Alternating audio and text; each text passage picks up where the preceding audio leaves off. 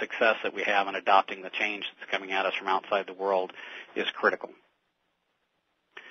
So some of the organizations that we can kind of hold up as very high purpose and core values aligned organizations, one of my favorite is the one in the middle there, the Marine Corps, where when that organization is in the heat of battle, they know what their purpose is. They know why they're there, and they know what their values are. And so every leader and every from the front line all the way up to the most senior leader in the organization, whether you're in the heat of battle or whether you're behind the front lines, everybody understands where we're going, why we're going there, and the values that we need to uphold as we go into that battle. That's an example of what we need to build within all of our organizations in order to be successful. Zappos and the Ritz-Carlton both have their own embedded purpose and core values that guide the organization to what they do.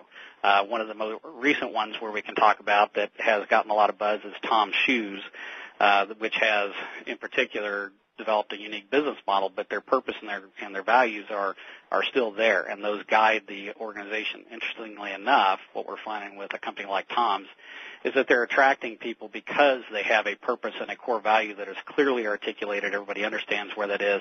So they're attracting not only a workforce that wants to work and be compensated, but they're also attracting a lot of volunteers that want to be a part of that purpose and core value. So the power of purpose and core values is clearly demonstrated in a company like a Tom's, an organization like the Marine Corps, an organization like the Ritz-Carlton. And all of these have leveraged that purpose and core values in developing a capability to be successful in whatever markets they're in. So one of the things that we start talking about then next as another principle is that we need to compete in dog years. This is just a comment from a book called Competing Against Time, written by George Stock and Tom Hout.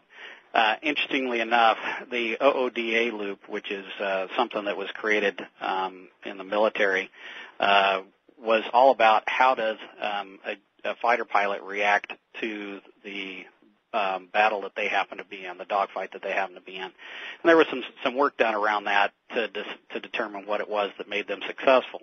And what we need to do is think about that from a standpoint of an organization. How do we get an organization's capability built to where not only do our business processes and the things that we do to deliver value react, but how do we make decisions real time? Well, one of the places we have to start is what we just talked about, purpose and core values, and make sure that they're clearly articulated and clearly understood across the organization.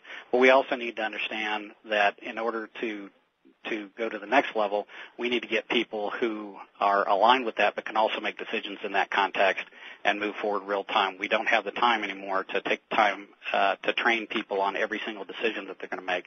So we have to worry about how people make decisions, and we have to prepare them well ahead of time, and we have to have some type of a context that allows us to make them successful. That context is purpose and core values.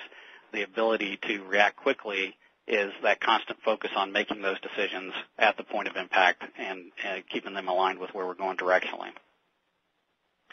So a couple of years ago, Business Week talked about how fast is your company. In this particular case, they were talking about innovation, but innovation's become much more than innovative products and services. It's become innovation around how we typically run the business. So there's process innovation, there's service innovation, there's product innovation. The idea is how do we create a creative organization that can react quickly, and how do we create an organization that can add value quickly in the context of the world? Now, this is not a new concept. It certainly is something that's been talked about for a long time amongst organizations on how to speed up. What we're finding, though, is that people and within organizations tend to lose sight of the reason for doing it. They get caught up in efficiency. They get caught up in cycle time reduction for a standpoint of trying to take out the inventory in the system, et cetera, without the understanding that the true benefit of it is the ability to react to the changing world around us.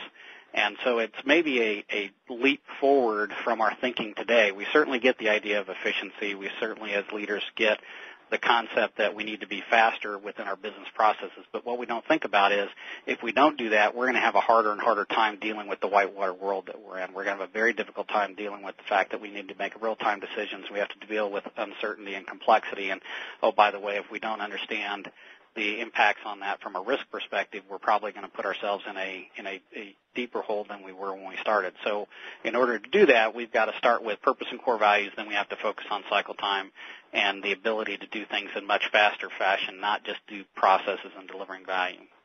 Now, one of the things that we can talk quickly about is that when we begin to take a look at things like business processes, and we'll talk more about those in a minute, we can look at it from this standpoint, but this also applies to the way that we go about doing decision-making. When you think about the decision-making of an organization, just about every single week I'm with leaders of organizations who still have difficulty letting go of command and control structures, still have difficulty trusting the people at the lower level of the organization to make decisions.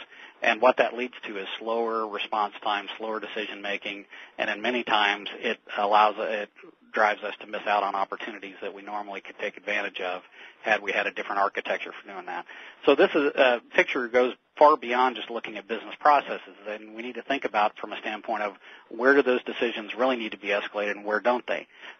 When you look at things like organizations that are, or military organizations that are in the heat of battle, they've figured that out.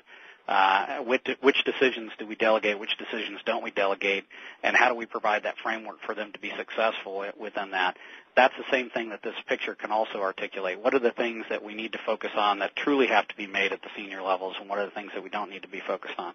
This picture also relates right down to the core business processes where we add value from a standpoint of delivering a product or a service, whether it be manufacturing, logistics, distribution, or whether it be in a bank and processing a mortgage, or whether it be in a hospital, helping a patient get the service they need in an emergency department. So Tom Davenport came up with a quote not too long ago that talked about that the last differentiation out there is the way that we go about doing business within our business processes. Everybody can buy the same technology. Everybody can build the same buildings. Everybody can have the same capabilities from a standpoint of things that you can buy. It's the ability in the organization and the way that they function. The how part of it is much more important. So what we talk about is how matters more than what.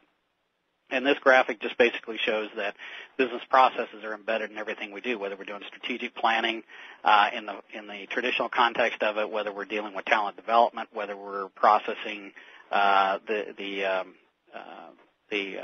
feedback and the evaluations of people within the organization, whether it be developing new technology. There's a process behind all of that, and those processes need to be looked at over and over again and figure out how to make them better. So how is going to matter more than what? The what is going to be constantly changing based on the world around us and the reaction that we have to our competition, our globalization, the new technologies that come out, the new products and services that are coming out. All of that is going to change pretty frequently, but the ability to react to that is all driven by the activities, the how that we go about doing that. So the decision-making and everything that we just talked about a minute ago. So recapping again, it starts with purpose and core values. It then goes to the ability to do this quickly. And then the last thing that we're just now talking about here is the processes or the activity that actually happens when those things take place. So whether you're looking at what's happening on the front line, where they're delivering services, whether we're in a meeting trying to decide whether we adopt a certain strategic business plan or certain strategic initiatives, or whether we're plain and simply just trying to put in place a new technology. All of that is driven by the how piece, and how is always going to matter more than what going forward, because if we can't get these things done quickly, it doesn't matter what the what is, because it'll be irrelevant in a short time. So the next piece of it that we talk about is that people are the linchpin of the organization. And what we mean by that is that all of those things, the other three things that we talk about, all kind of get to a point where the people in the organization make that happen. So the purpose and core values are brought to life by people in the organization.